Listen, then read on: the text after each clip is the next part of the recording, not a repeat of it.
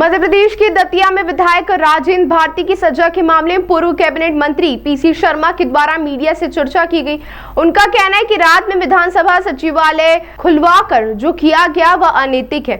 हम high court और supreme court तक मामले में जाएंगे और हमें जरूर न्याय मिलेगा। दरअसल इंदौर में राम राज्य की ओर चलो अभियान के तहत कांग्रेस के वरिष्ठ नेता और पूर्व कैबिनेट मंत्री पीसी शर्मा इंदौर पहुंचे। उन्होंने मीडिया से चर्चा के दौरान कहा कि कांग्रेस एकजुट है, किसी तरह की कोई समस्या नहीं है, लेकिन जिस तरीके से यह पूरा काम किया गया है वह कहीं तरह से सवाल खड़े कर रहा है। लेकिन हमें कानून व्यवस्था पर पूरे तरीके से विश्वास है और आने वाले समय में हमारी ही जीत होगी।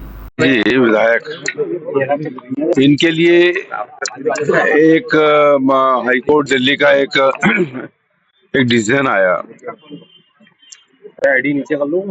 डिसीजन पहुंचा नहीं, लेकिन रात के 11 बजे विधानसभा खोल के वहां के पीएस और उनके अधिकारी, हमको ये खबर लगी कि वो कोई सहजता खत्म कर रहे हैं।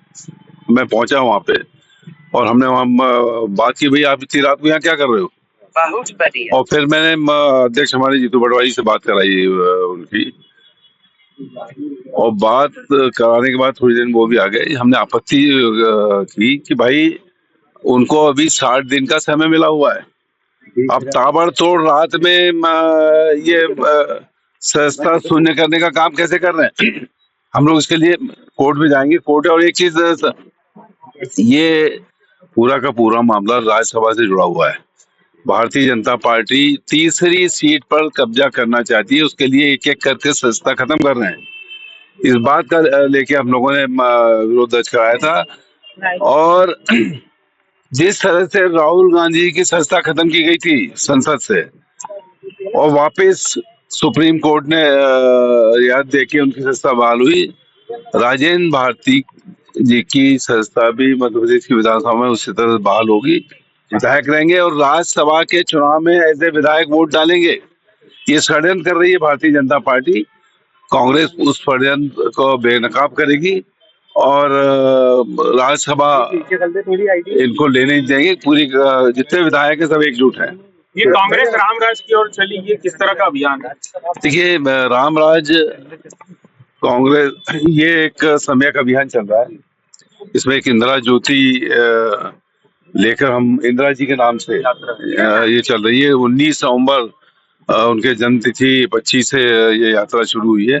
इसमें इंदिरा जी की वो नीतियां, इंदिरा जी के समय ये स्थितियां नहीं थी कि महंगाई इतनी बढ़ गई हो, बेरोजगारी हो गई हो। तो ये जो सम्यक अभियान है, ये उसका पार्ट है।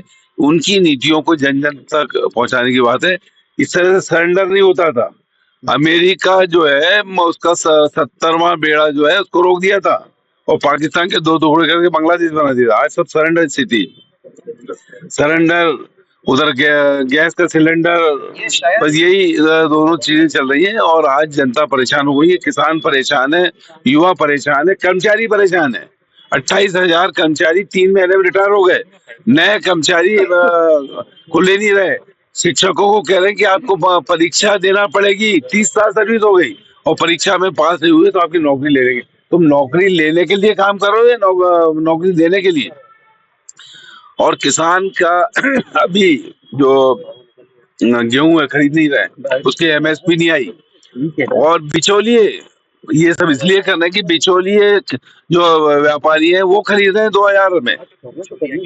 तो कांग्रेस, ये समय का अभियान उसका पार्ट है कि उनकी नीतियों को जन जन तक पहुंचाना। और आम आदमी, युवा, आउटसोर्स कर्मचारी, वो उन्होंने कह दिया कि 2028 तक जितने भी आउटसोर्स कर्मचारी हटा देंगे।